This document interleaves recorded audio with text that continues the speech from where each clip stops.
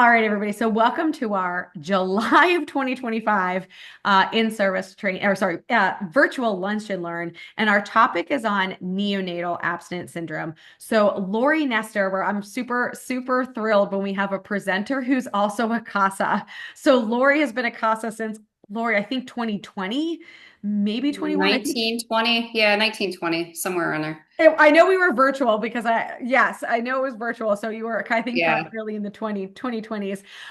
But Lori is a nurse. So Lori, I'm actually going to turn it right over to you. Have you Yeah, that's introduce fine. yourselves or yourself? Hi guys, I'm Lori Nestor. I am a pediatric nurse and NICU nurse. I've been in nursing for 30 years and done this for a really long time. And I'm honored to work with CASAs and DFS workers, honestly. And I know that there's also a lot of questions about like NAS, how we treat them, what do we look for, what kind of drugs and substances the moms are on, whether or not it's illicit or non-illicit. So Lauren had asked me to do a little presentation.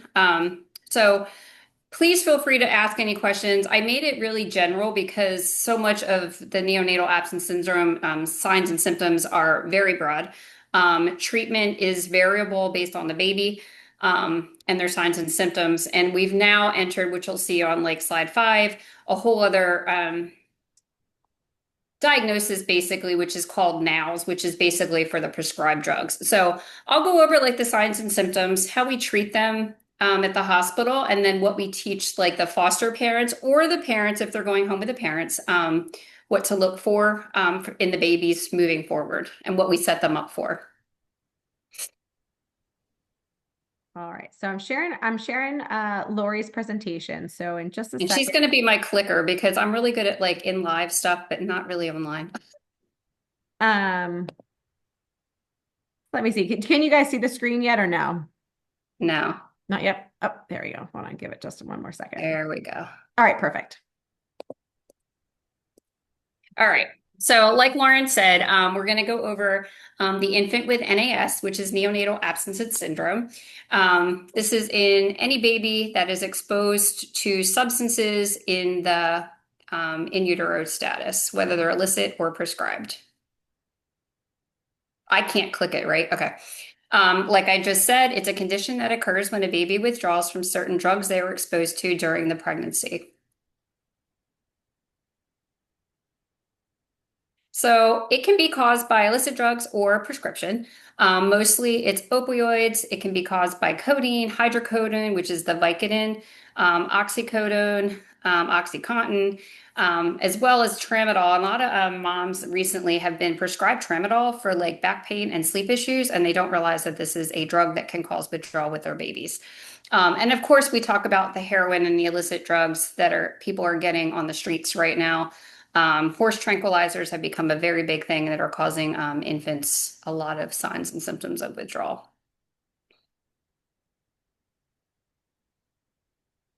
So, like I said, we're also calling it NOWS. It's neonatal opioid withdrawal syndrome, and it's the same as NAS, but it's only caused by opioids. So, this is more like the prescription drugs that the moms are given, whether they're antidepressants or benzos for like sleep aid. It's been a constant battle whether these moms get reported to DFS or not because they are legal drugs. They are prescribed by a provider, but the baby is still currently withdrawing. So they changed the topic or the acronym basically so that insurance covers it differently. Treatment is still the same. So again, all your moms that are on Suboxone or methadone, they're still going to spill that drug to the baby in utero, which is going to cause signs and symptoms of withdrawal. This is one of my like huge platforms with my moms because they're not being educated at the clinics. They think they're doing the right thing for the baby, which they are, but they're also the babies are still going to go through withdrawal regardless of the fact that they're illicit drugs or prescribed.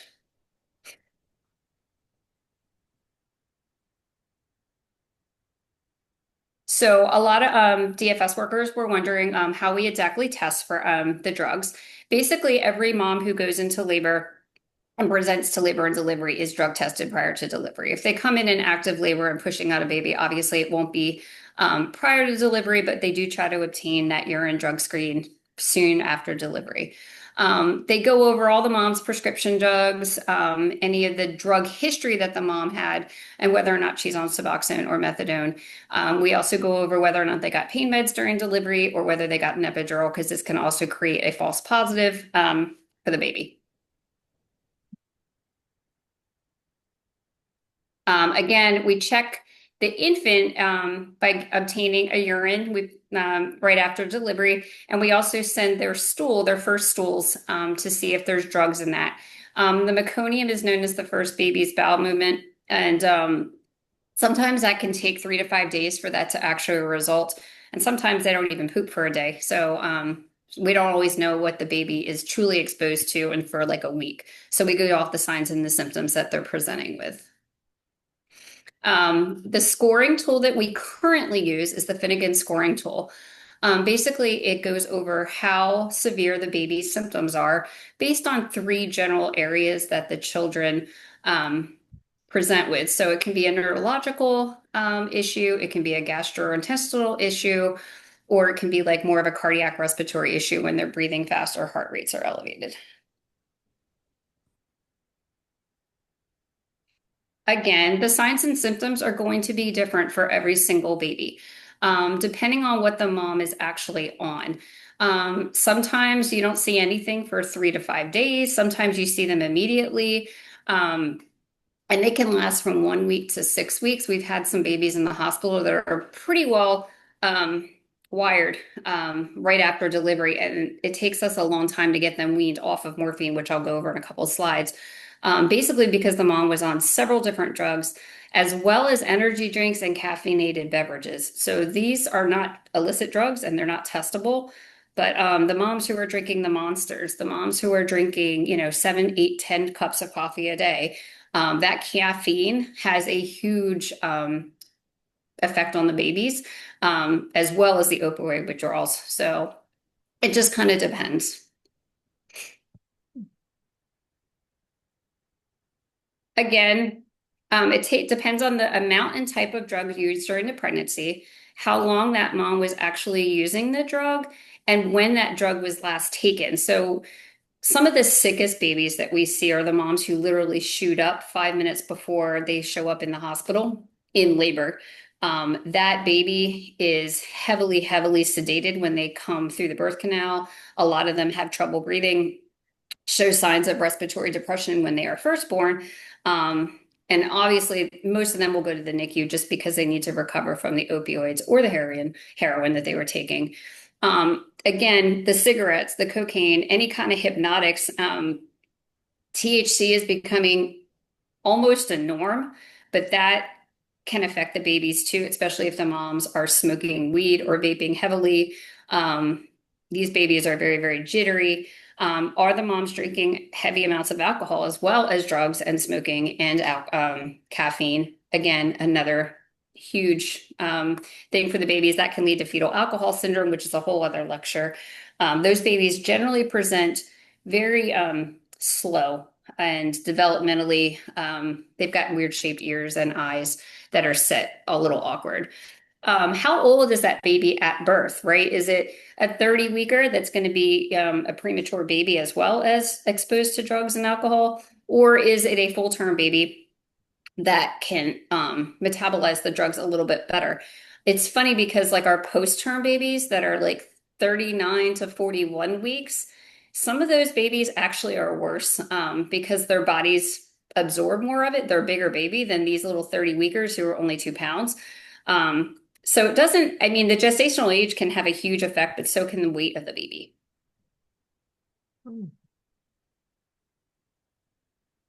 Again, these signs and symptoms are broken down pretty much into 3 different categories on the Finnegan scale. But what we're looking at are babies that are tremoring. So they're constantly shaking. Their limbs, their arms and legs are very, very straight and tight, and they tremor. Some of them can have convulsions and seizures. Those are the babies that are pretty much exposed to like every drug imaginable. They have overactive reflexes, so if you startle them, they halfway jump out of the crib. Their hearing is like really on point, so if you drop something, they have that startle reflex. their muscle tone is very tight and they don't like to be wide open, so we wrap them tightly. If you've ever heard an NAS baby cry, they're screechy, they're high pitched, and they're very, very hard to console. As far as feeding difficulties, these babies don't have a very good suck swallow reflex. So they gulp a lot of air, which leads to a lot of gas problems. Their bellies kind of get rounded and blown up, and that causes pain. So then they cry more, and it's just a vicious, vicious cycle because when babies cry, they gulp air. So then they don't gain weight. So then we had to put them on higher calorie formulas, which leads to more irritability with the gastric system. They have breathing problems. Basically, it's just rapid breathing. Sometimes when they first, like I said, when they first born, if they were exposed to lots and lots of sedative drugs, they will have a decreased respiratory rate, and those are the babies that will go to the NICU for a short amount of time. Normal babies will stay at the mom's bedside for about 24 hours, and then they will come over to peds for a 5-day rollout so we can score them. Again, they're hot, they're sweaty, they're blotchy. They have really poor temperature control. So we try to keep the rooms cool, and we'd rather wrap them tight to keep them warm. They don't sleep well. Most babies, they eat, you hold them for a couple minutes and they go back to sleep. These babies are like wired and tired. They want to sleep, but they really can't fall asleep soundly. They yawn a lot and they twitch, and that's what wakes them up. Again, the diarrhea and the vomiting kind of goes along with the difficulty feeding. When they're gulping a lot of air, then you burp them. There's just a lot of back pressure, so then they're just miserable. And they also sneeze a lot and have a stuffy nose. I know this is like a typical presentation with the moms too, which causes trouble breathing. So then you suck them out nasally, which causes an increased respiratory rate, but so then they can't feed appropriately, and it just keeps cycling around and cycling around. So what complications can NAS cause for babies? So basically, the lower birth weights are the biggest issues because nutritionally they can't get the vitamins and nutrients that they need. So they're on the higher calorie formulas. Sometimes they can end up with some jaundice, and then they have to be under the phototherapy lights, which then in turn makes it harder for them to be able to console because they have to be naked. And NAS babies typically like to be wrapped very tightly and snug. Again, seizures are huge with these babies with multiple drug exposures. High heart rate, high respiratory rate. Again, we're watching them on monitors constantly. If their heart rate and respiratory rate are too fast, then they can't eat appropriately. So then they get NG tube fed every 3 hours. And moving forward with them as they develop, they're at a higher risk for sudden infant death syndrome. There's a lot of research out there. I could get into the scientific parts of it. I mean, I'm not a researcher, but basically it's because these babies, they like to be wrapped so tightly, and a lot of the parents and the caregivers, when they get home, they know this and they wrap them so tightly that sometimes these babies get to that comfort zone where they just forget to breathe when they're in a deep sleep. So the Finnegan scoring tool is, I tried to attach a picture. I think it's in one of the next slides, but it's not going to be very readable. But the Finnegan scoring tool is what we currently use. We use it the first 5 days after birth. We monitor them for all of the above. And if the infant scores quote unquote more than an 8 2 times consecutively, will be started on morphine, and they will be titrated. Once the morphine is started, it typically takes them 7 to 12 days to be able to be weaned off. It just kind of depends on the baby. Once they're weaned off, we need to watch them for about 48 to 72 hours, depending on how high their scores were to start with, and what their current eating status is.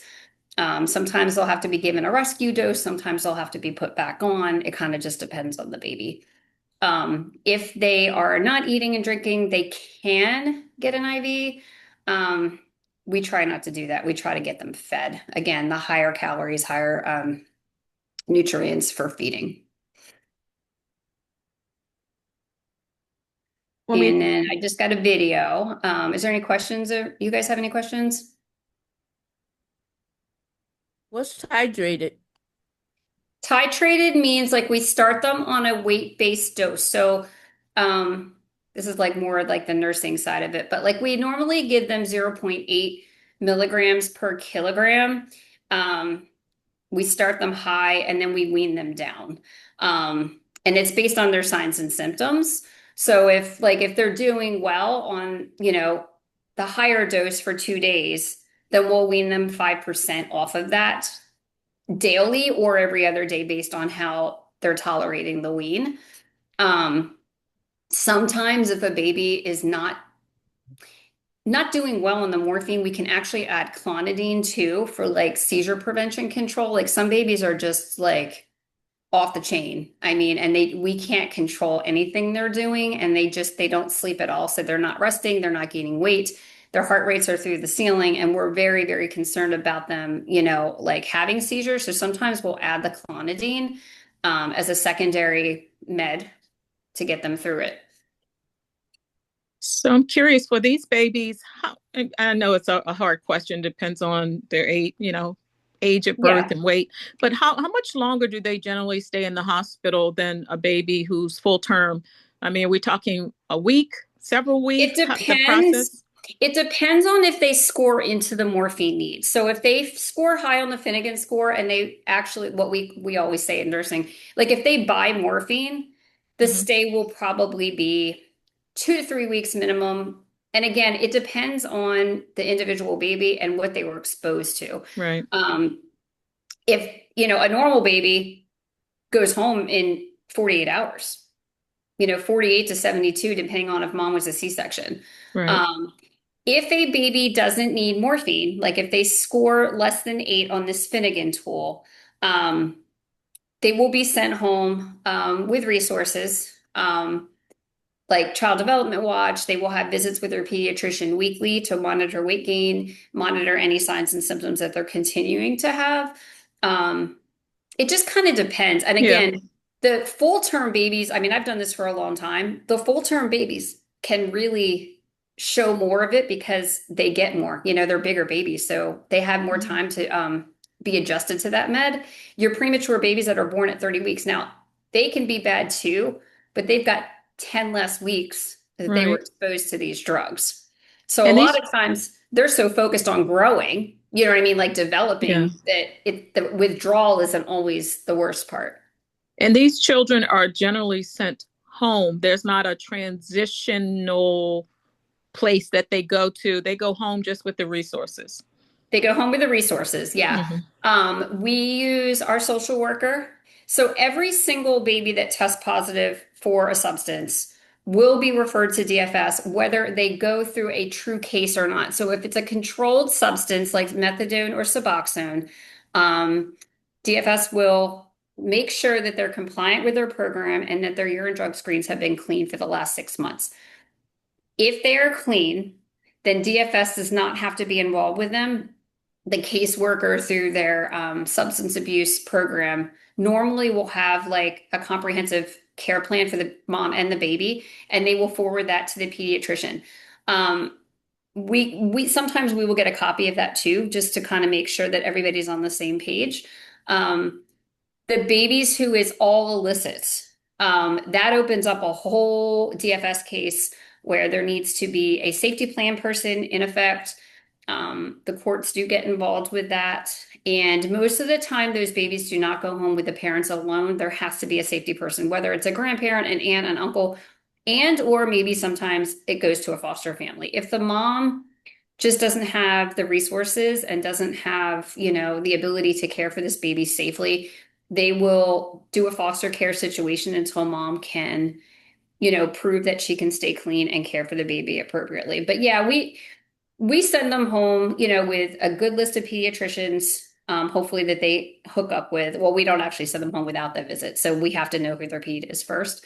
And then child development watch, parents as teachers, and then hopefully if there's a foster family, they're hooked up with a CASA as well, so that we can kind of guide them as needed.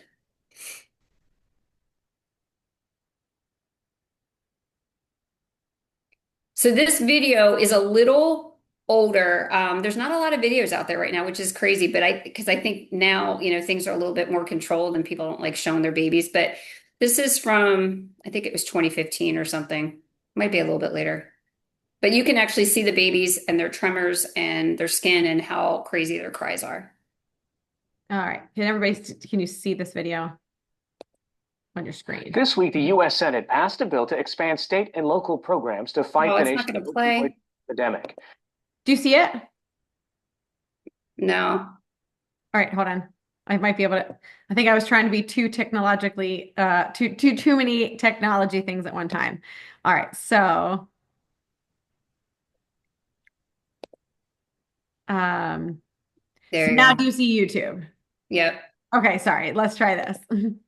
This week, the U.S. Senate passed a bill to expand state and local programs to fight the nation's opioid drug epidemic. The abuse, primarily of painkillers and heroin, caused almost 29,000 overdose deaths in the U.S. in 2014. The bill, which now goes to the House of Representatives, comes as the risk of opioid abuse among women has soared, and that includes pregnant women whose babies are also at risk. In tonight's Signature segment, special correspondent Allison Stewart reports on how exposure to opioids affects newborns and how these babies and mothers are getting help. To the trained ear, the high-pitched cry of this 3-week-old baby girl is a sign that something isn't right. Nurse Heather Mishlik at East Tennessee Children's Hospital is taking care of her. If you just kind of walked by a baby and you didn't know what was going on, those would be the things that popped out to you the most. Like, why is that baby crying so loud? Why is that baby shaking? So generally, they like The answer is the infant is going through withdrawal from prescription opioids that her mother took while pregnant, leading to a condition called Neonatal Abstinence Syndrome, or NAS. Their temperatures are high, their extremities are really stiff. There may have been feeding problems initially. The baby's mother, who we'll refer to as Katie, she asked to remain anonymous, says her daughter had all those symptoms when she was first born. When I first had her, she was really bad. Like, she had tremors real bad, and it was the worst thing I could ever see for an infant, to be withdrawn. The number of American babies born withdrawing from opioids, either prescription painkillers or heroin, increased 5-fold from 1.2 per thousand births to 5.8 per thousand births between 2000 and 2012. And I think it's currently 11.7 now. This hospital has a special unit to treat them. Katie says she was first prescribed opioids for back pain 4 years ago and then became addicted. A treatment center put her on methadone, an opioid medication used to wean addicts off the drug. Then she unintentionally became pregnant. I wished I wouldn't have been on it when I got pregnant. I wished I could go back and change it, but I can't. And I wished I could take her pain away. Katie was told to continue her methadone treatment because if an addicted mother tries to quit opioids cold turkey, that can jeopardize the pregnancy. And what was she on support-wise before she? Vanderbilt University Medical Center neonatologist and NAS researcher Dr. Stephen Patrick says a premature birth can be more harmful to a baby than going through withdrawal. For women who are medication-assisted treatment, as an example, they're more likely to have an infant with drug withdrawal, but less likely to have a preterm infant. That's a better thing. The trade-offs between preterm birth and neonatal abstinence syndrome, I would rather have an infant with neonatal abstinence syndrome.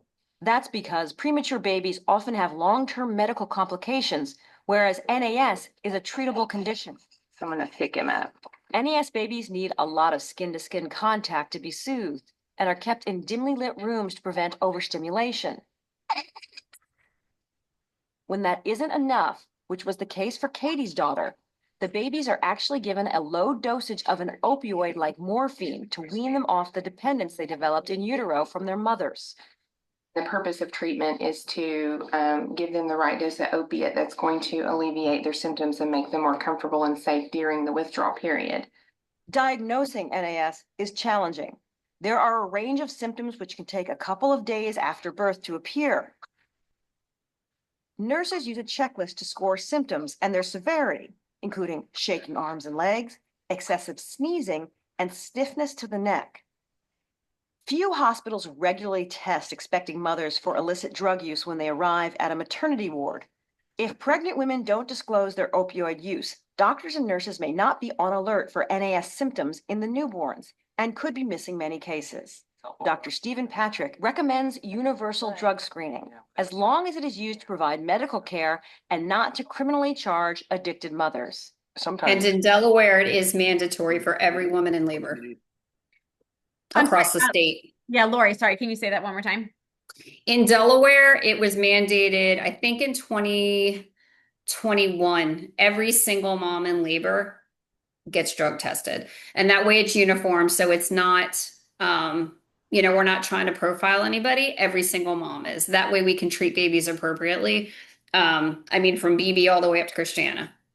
And have you found that really helpful that you have that base knowledge? You're not playing the guess. I think that we're able to identify these babies, correctly instead of just guessing that, the parent might be, fibbing about certain drug use or, whether I honestly wish they could test for caffeine. It's not a testable item, but when I talk about these energy drinks are huge culprits for these moms, and there's no way to test it yet. When we talk to these moms, on top of the drug use, we have this wired baby and are you drinking 5 Red Bulls a day? Are you drinking Monsters? And they say, oh, I have one, and then the grandmom comes in 2 days later and she's like, she drinks them all day long, so that's going to take that baby that much longer to be able to detox because they have to metabolize and get off the caffeine. Anybody who's a caffeine drinker knows that, you're going to have a headache for a couple of days if you go cold turkey. And those babies,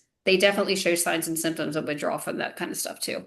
Hey, Lori, can I just add one? It's Stephanie. I just want to add one Hi. thing. I saw an expose on CBS Sunday morning this past week, and they did a whole thing on what you're talking about. And they actually had false positives for a number of people. Like the one woman had a poppy seed bagel. They do. The morning of, and we can differentiate that. So a lot of times the levels in the meconium for the baby will be almost non-detectable. So for it might be positive for the mom. And, she says her story and we'll go with that, right? If everything else is clean, we'll go with that. And then as long as the baby is appropriate. Right. Okay. It's fine. And if the baby's for poppy seeds aren't going to come back in a baby's meconium as a positive opioid test. Well, she was saying that they were taking babies away. They had DFS there and people there. I know here if that's the mom's story, do you know what I mean? If that's what she says, okay. DFS, it still triggers a social service consult and the baby will quote unquote still be monitored for the 3 to 5 days. But once the meconium comes back negative, it's all dropped. Okay. All right. Thank you. I have a question also. Huh? Yeah. This is Beverly. Hey. Hi, how are you? This was a really challenging situation that I had, and I'm reminded of it because you're talking about how the babies are, so sensitive to everything. But it was one case, and the baby was born 2.5 pounds, and they had a nurse that would go in and do the skin to skin thing every night, holding the baby, and she ended up adopting the baby. She became the foster parent. The baby was sent to her house when it was 5 pounds, and her apartment was very tiny, very, very tiny. And she had 3 pit bulls, and they were constantly barking. And there was nothing I could do about it. I reported it to DFS, and they said they do not have breed-specific bans for pit bulls. And that it was, acceptable what was going on. And I was really worried about the decibels and the sudden interruptions with 3 pit bulls. And the foster mom said to me, she said the usual thing. Oh, they loved her the first day. And I'm like, oh, God. But anyway, I don't know if DFS will ever ban pit bulls from. I think we're all on the same page with that. I can say that I've been in some weird situations. I'm not against pit bulls per se, but I know that there's been some, in my opinion, and we've probably all been there. This is way off topic, but some odd situations where children go to either foster homes or the parent homes where DFS did a clearance and you go do your visits and you think, this house is trashed. It barely has the basic needs of heat and water, and there's garbage everywhere. So, yeah, and I feel bad for a baby in that situation, but I don't think that DFS necessarily screens in, screens out decibels for NAS babies, unfortunately. As long as that mom's caring for the baby at this point and it's not in the hands of somebody who's destructive, I would rather see the baby at least in a safe home. Again, the volume could be an issue for that baby, but I don't have any control over that, unfortunately. Yeah. Right. Here for minimum sufficient level of care. Yeah. So, all right, I'm going to start playing this video again. That can lead to a punitive response. And so, that's where things become a bit more complicated when we talk about universal drug screening.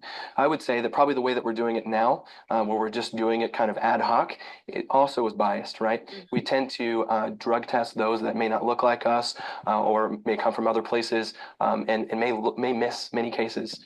So I think moving towards a universal approach is important, but it has to be in the context of a more global response to how we treat this problem. Every baby exposed to opioids is not born withdrawing from them. Doctors don't know why some do and some don't.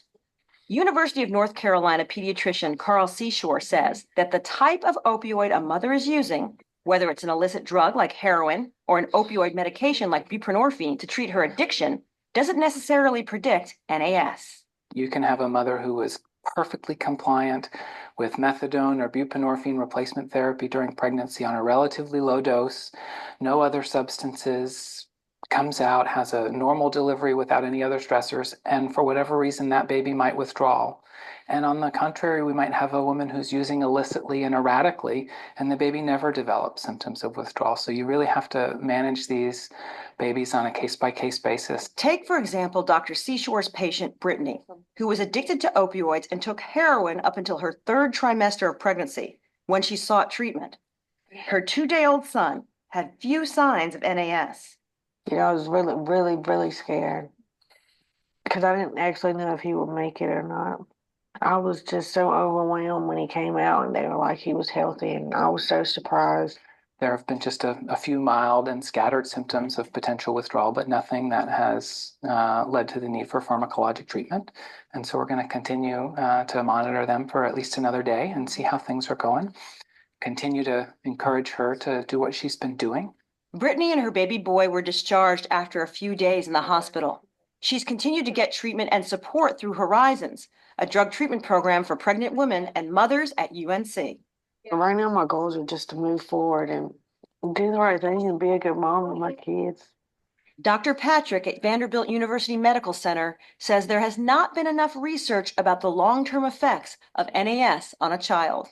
Well, studies that we know that have looked at methadone and heroin suggest that there may be some subtle problems with attention, some visual problems that are subtle, and some with language. And we know these are not overwhelming effects looking at the literature.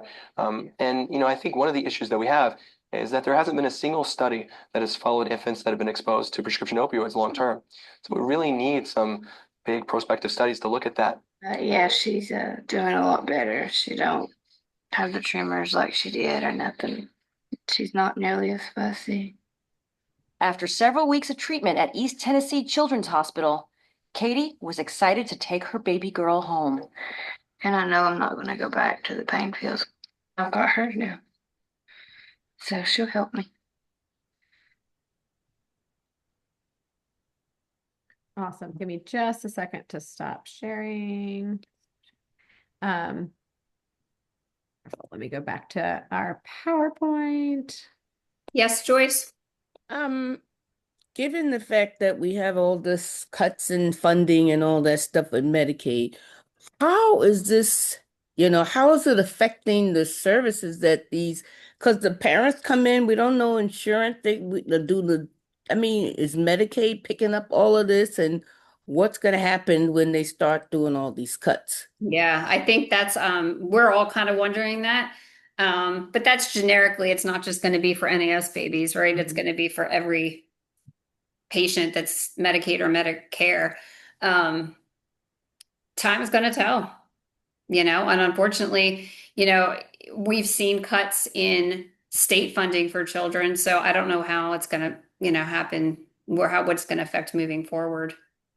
And even when he talked about having more tests and studies done on the effects of this, that could just stop immediately and you won't even go forward with A any of lot of the testing, and that's what like he was saying, a lot of the testing is privately funded.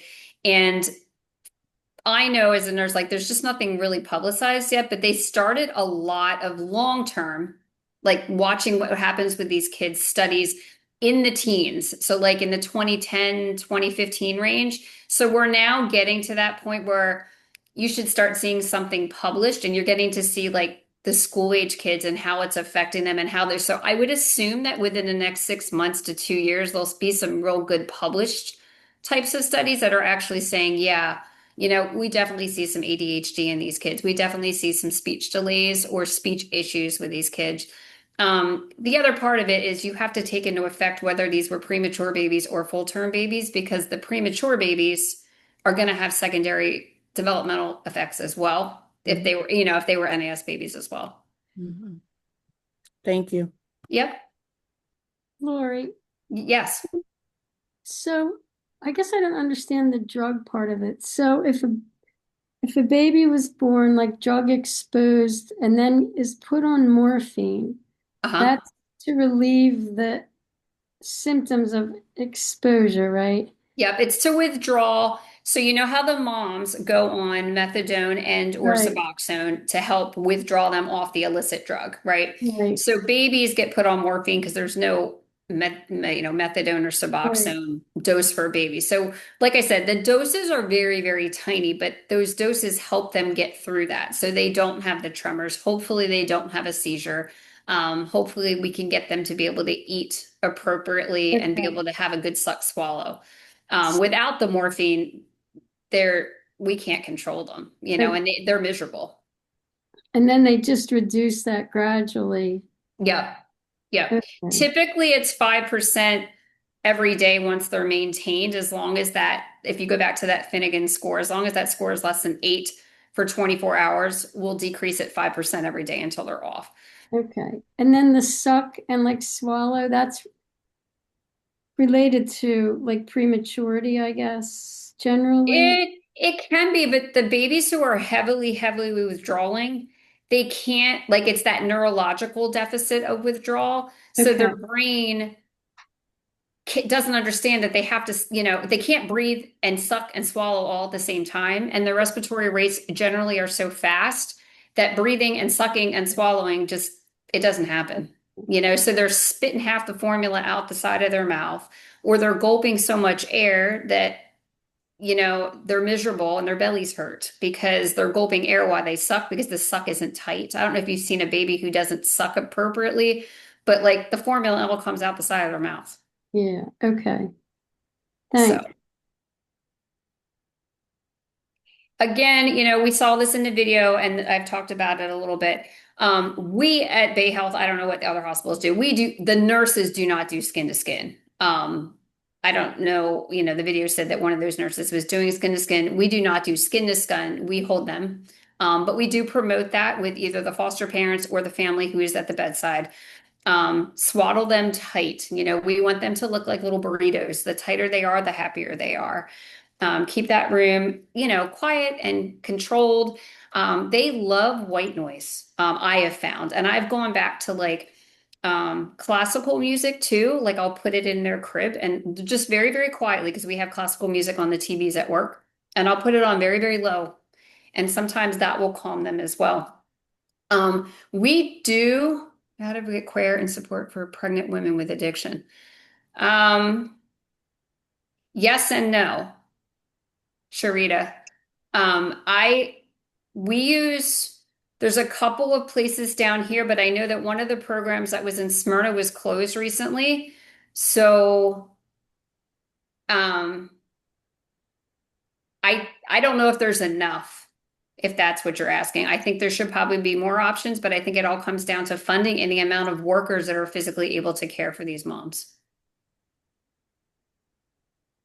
One thing that we do encourage, which is a surprise to a lot of people, is we do let these moms breastfeed if there's not illicit drugs. So if they're on Suboxone or methadone, we will let them breastfeed these babies. And a lot of times just them breastfeeding will get them through the withdrawal, and we don't have to put them on morphine because it will cross over the breast milk. We do encourage them to room in with the baby to learn how to calm them, do skin to skin with them, see the things that we are doing to keep them calm. And a lot of times, like, if there's a parent or a caregiver at the bedside, these kids don't require meds because they can hold them and get them through it. And again, pacifier use is huge. It helps develop that suck reflex for them and calm them. We have used what we call glucose drops at times to promote that suck, and that keeps them calm as well.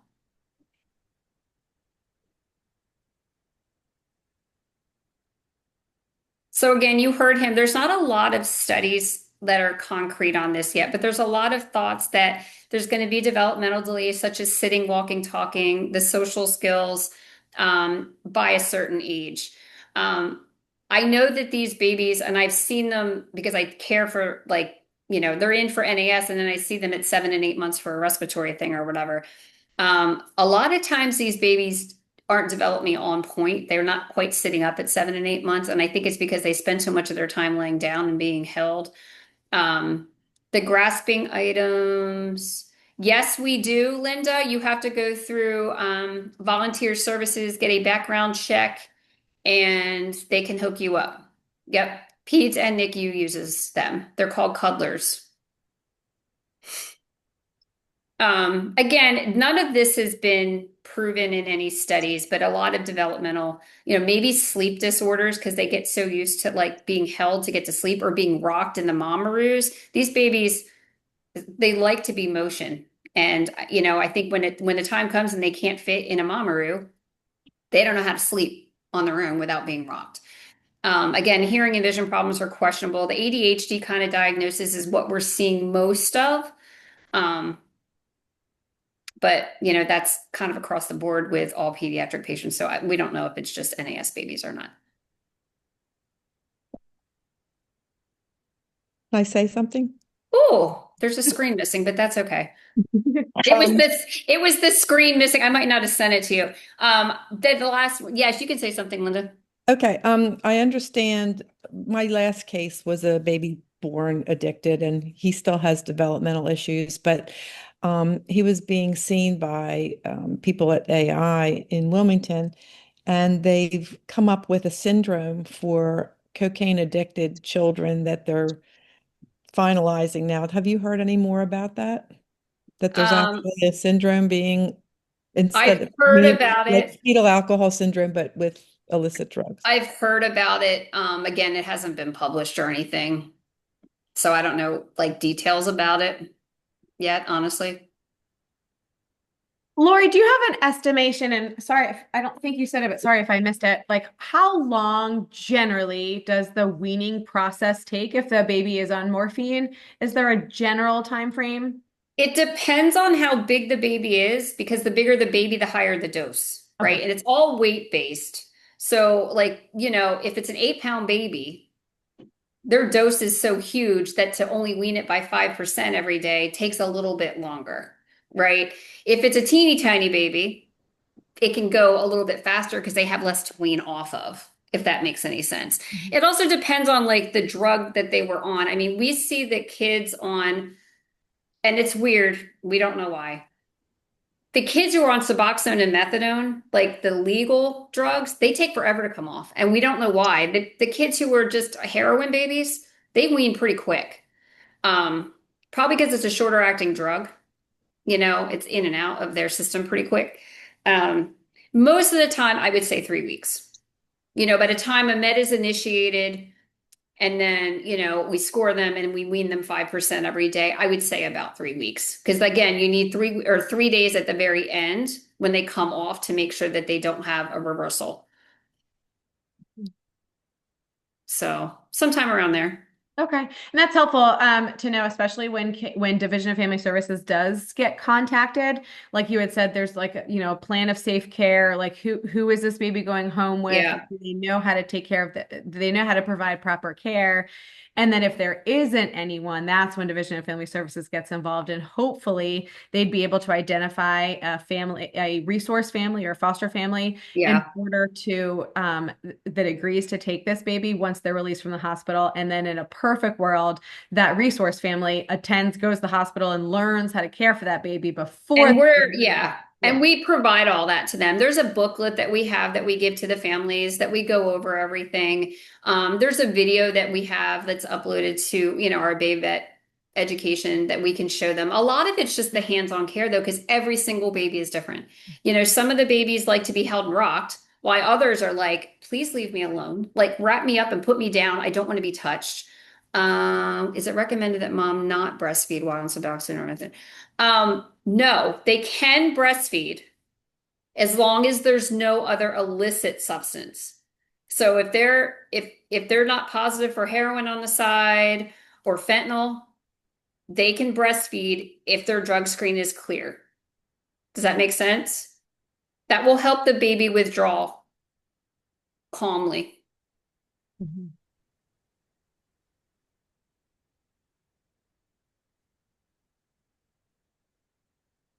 Wonderful. Any other questions? Yeah, Mary, if you want to unmute, you could just ask your question. Yeah, my question is, I'm a little confused about breastfeeding because as long as that mom is on Suboxone or Methadone, that baby will have those drugs in its system. And she could breastfeed for, a year, and that baby will always have that drug in its system. Yeah, so I'm confused about how you would wean them off when he's still getting that drug in his system every day. Yeah, we've questioned this for years. I don't know if there's really an answer to that. Their arguments are that if the mom has been compliant in a treatment program and has been on a weaning dose herself appropriately, that she too, because after she delivers, she will also, if she's been compliant, she will also have a wean of her dose based off her weight loss with the baby, if that makes any sense. So ideally, what used to be the plan, and I honestly don't know what it is now because I don't work as well with the detox centers anymore, but their goal was to get the mom off by 3 to 4 months after delivery. Wow. If they weren't on super high doses and they were compliant with the program throughout the pregnancy, their goal is to get them off. Okay. And they try, like if it's a compliant mom through the pregnancy and they've been in the system for a minute, they try to wean them to the lowest possible dose that mom can tolerate during the pregnancy so that the baby isn't getting as much. Does that make sense? Yes. It's not the ideal world, but again, it prevents the kid from being put on morphine. And if the mom is truly compliant with her program, and she's doing her best and she's been weaning appropriately, hopefully, you know what I mean? Like she can wean off after the baby is born and everybody weans appropriately because the baby will wean with mom, right? The amount of substance that will be given to the baby through the breast milk will also be weaning. So the baby doesn't come off cold turkey. Because a lot of these programs, these people stay on these drugs for years. Forever. Yeah. So when you have a pregnant mom, is it then required of her to go through a weaning process when she has a newborn? I don't know the answer to that. Okay. I know that used to be like the goal. Honestly, I don't know what's happened since COVID. I used to have a really good NAS program through the hospital. I used to work with Connections and Brandywine, and we used to have a couple of the moms come every month and we would show them everything and go over everything with them, and then they would take it back as peer counselors to the rest of the moms in the system. We don't have that. We haven't restarted it back up since COVID. There's been a lot of fallback. So, but that used to be the goal, was to get the compliant moms off. Okay. If the mom's on 175 milligrams of methadone, our pediatricians will highly recommend, because that's a super high dose. Our pediatricians will highly recommend that she does not breastfeed. Yeah. Most of those moms, honestly, won't do it anyway. It's the moms who are on 35 milligrams who've been on a low dose for a while who want to breastfeed, and we're like, go ahead. You've been compliant for 7 years, whatever. Okay. I imagine, Lori, it's almost more of okay, what's the lesser of two evils? We're really just trying to figure out what is best for this particular baby. Yeah. This particular mom. And if, case by case basis, given everybody's numbers and the, weight of the baby and all the things, just trying to do what's best. And it's I imagine it's difficult to come up with like a protocol because there's twists and turns kind of everywhere. We had a mom years ago who was on a pretty high amount. Had one fault during her pregnancy, had taken like an oxycodone of something for her back pain, right? And she she lost her shit, for lack of better terms, when the doctor said you can't breastfeed. And I'm sure we've all seen them, the clients and the families who have gone through this. She went crazy, basically saying, well, then why did I even try to get clean? You know what, if that's the case, then I'm going back to what I used to do. So, yeah. Yeah, I can imagine it's hard. And then Sharda asked a question. So Linda's question earlier was, are there volunteers to help soothing babies? And I think you answered that question, which was... Yeah, it's called the Cuddler Program at Bay Health, and you go through volunteer services. And I believe most hospitals, I know BB has them in Sussex County, and I imagine most birthing hospitals would have something. So, and I also think every hospital has some type of volunteerism. So probably rather than, figuring out who to contact for each one, it's really just, look up that, go right to volunteer services and see, what's available to be a baby. Yep. Hey, thank you. Yeah. I had a question. Yes. Did just about the... Hold on, Bev. I'm actually going to go to Jess and then I'll come back to you. So go ahead, Jess. So do the moms have to give consent for the meconium to be tested? If the mom tests positive, if her UDS is positive, they do not. In our hospital, it's an automatic. If mom tests positive, baby's meconium gets sent. Thank you. Because we need to know what we're testing for. Makes sense. Thank you. Yep.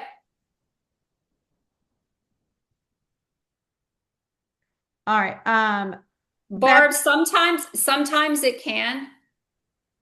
But sometimes we decrease it by 10. If their scores are super low, we can decrease it by 10. It's not always 5.